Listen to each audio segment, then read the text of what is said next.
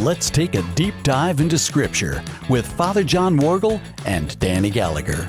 During each episode, we'll be sharing our insights about the Bible passages presented on a related post on Father John's website, ancienthopes.org. To find the post we're discussing, go to the ancienthopes.org website and search for the title of this podcast using the search box on that page. Our discussions on this show will follow the posts listed on the ancienthopes.org website. Here are your hosts for our deep dive into Scripture today, Danny and Father John.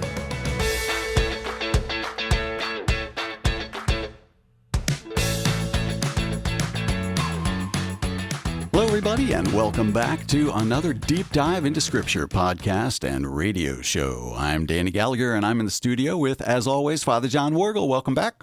Hello. It's great to be with you again. We're going to continue our conversation about the Abrahamic covenant and the motifs that you kind of picked out for us to talk about. Today we're going to talk about trees, and trees to me are very important to me because I love being out in nature. I love walking through trees, climbing trees. I climb you still trees. Climb trees? I do. I shouldn't. I'm almost 70. Oh my goodness. Yeah. So what do you do? Does Doris drive home and she looks up in your oak tree and you're 30 feet off the ground, waving at her, or what? There are kids in the yard, and so sometimes I climb the trees with them. You know, they come in the yard to play. Well, I always thought you were part monkey. Yeah. Well, that's what my family always said, for sure, no doubt about it. But the trees in this case, what we're talking about is how trees sort of all through this whole covenant with Abraham and even before, all the way back to Eden, trees have a great symbolism, and it's very obvious in the way that they sort of show up in all of these stories. Right. I mean, you're right. You mentioned beginnings. Okay, Eden. We go from Eden all the way to the Revelation, where you have the trees giving life. I mean, it's huge. Yeah, it's a massive motif. I think we probably talked a little bit about that earlier when we were in the Garden of Eden. Mm-hmm. But right now we're going to focus our attention really to Abraham. And this is the last of the motifs we're going to be doing before we get into Isaac and the Joseph story. Yeah. Okay. Yeah. So anyways, trees. Yeah. Anywhere where Abraham or the patriarchs went, they either found a grove or they planted a grove to worship in. It was like just natural to them. Yeah. So to me, it's almost like that grove of trees, all those trees up high, they'd be like columns in a cathedral or creating a canopy or at the top of a temple on top. That's right. I mean, I don't know. They didn't see it that way, but that they're clearly sort of enamored by having these trees around them and being able to worship inside them. Yeah, and it's a natural human instinct, right? Yeah. So if you look at the Gothic, that's the ultimate expression because Gothic is meant to be wild. It's a wild architect with flying buttresses and huge columns and arches. The arches, everything. It's really inspired by the forest of Northern Europe where Gothic was birthed, okay? Yeah. So all the way back into prehistory, humans intuitively knew that there was something special about trees, okay? And among the pagans, all of our ancestors, Danny, were tree worshipers. Right. Yes. And mine especially. I mean, the crazy Irish, they spend a lot of time in the trees. Yeah, the Celts, and what have you. Yeah, right. Okay. So, but deep in Italy, I remember reading a very fascinating book. It's so old-fashioned, but such a classic. It's by Sir James Frazer. Mm-hmm. Okay, I don't know if you heard that name before. Nope. But he wrote a book called The Golden Bough, which everybody read back at the beginning of the last century. C.S. Lewis, Tolkien, and everything. It was just basically saying that throughout the whole world, there has been this idea of, he called it Rex Nemorensis, okay, the king of Nemi, okay, which is the grove of Diana. Okay. Wow. And the whole idea here, and this myth sort of pervades the whole world, as Sir James Fraser, accounts for, is that there's a king of the wood, and he's associated in his person with fertility. Oh, okay. Yeah. And he is strong, and he guards the grove as Diana's priest. Ah, okay.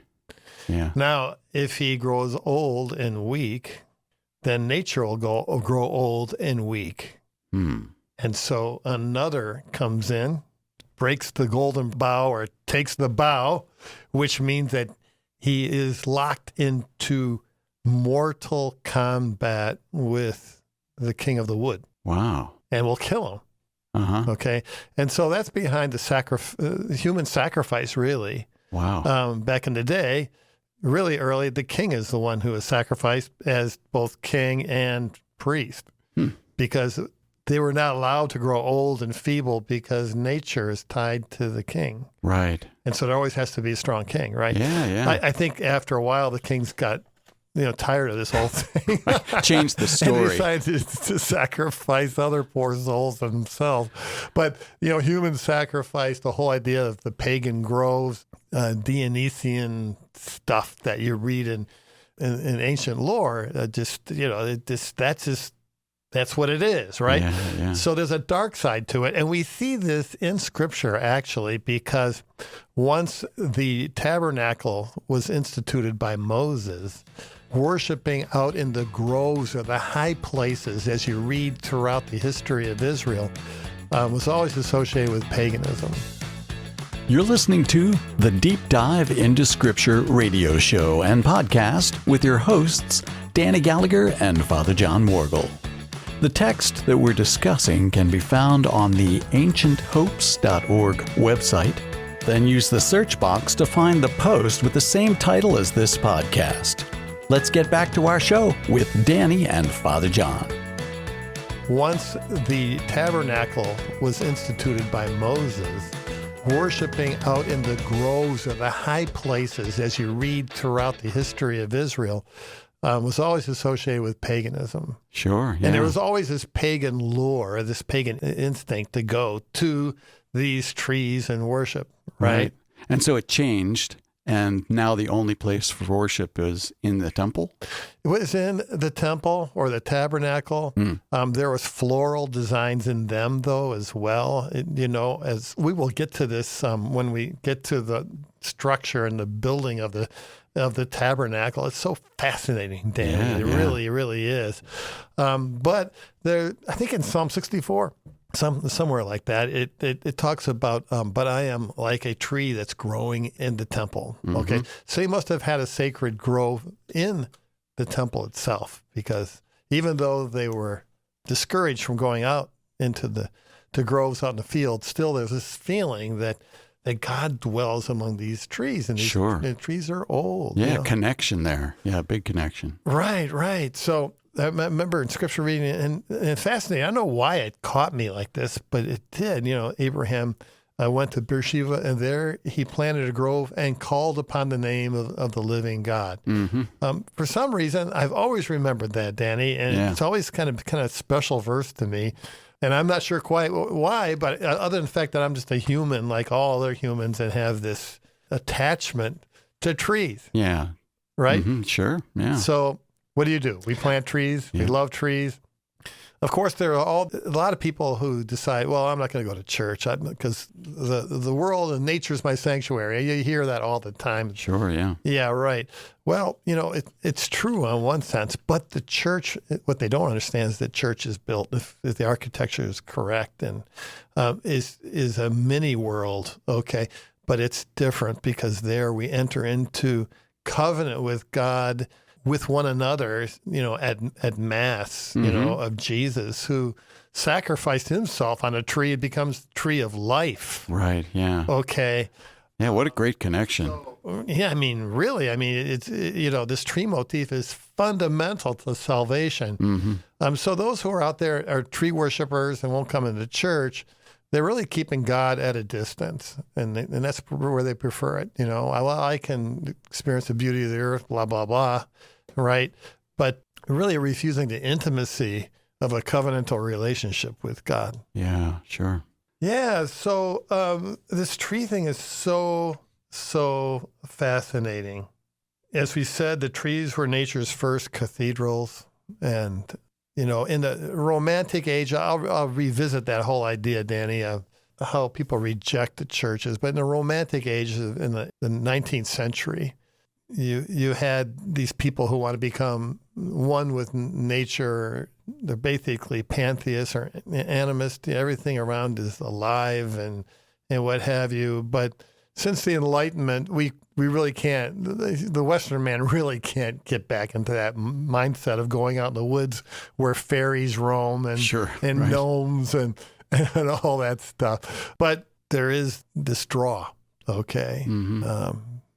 It's human, right, to the trees. And it is pretty amazing, as I was reading through all this stuff, the real connection between long ago pagan worshiping and what the Hebrews did kind of with that. Like they separated it, but continued those pagan rituals, those things like that, but modified them because they were worshiping the true God. Oh, Danny, you're so true. This pagan instinct is a true instinct. Mm-hmm. Okay. Yeah. And of course, Tolkien and C.S. Lewis pick up on this, with Treebeard and old Ents and stuff like that. Yeah. It picks up on this whole thing, and it's so fascinating to us. I remember watching a movie when I was a little kid. It was black and white, and where this guy was sleeping under a tree, and the tree opened up its eyes, and it was so vivid. I still remember that. Right, got that image in your head. Right. So what we learned from Lewis and Tolkien is that the pagans weren't all wrong. Yeah, sure. Okay, they're human like all of us, and what we have in Scripture is the fulfillment of all this mythological stuff that without expelling, so to speak, all the magic, all the evil. Mm-hmm. And we see that Christ is the ultimate fulfillment, the ultimate, well, we'll even say it, for fertility, God, because in him comes all the fruits of righteousness. Sure. Right? And all life. And all life, yeah. So, and it all goes down to the tree, and the tree motif. So Danny, this was a lot of fun, wasn't it? Yeah, yeah, right. The tree connection is really a good one, and like I said, it's a great motif for me to sort of point at trees and the way that they show themselves in the scriptures and the meanings of those things as we work our way through these stories. Yeah, it's great for me just because I love being out in nature. Right? Yeah. You can just use your imagination and the whole thing, and it really brings us closer to God, doesn't it? Sure does. Yeah. Okay, good. Well, good motif. Yeah, trees. Good motif. Thanks so much for coming in. God bless. See you next time on Deep Dive into Scripture.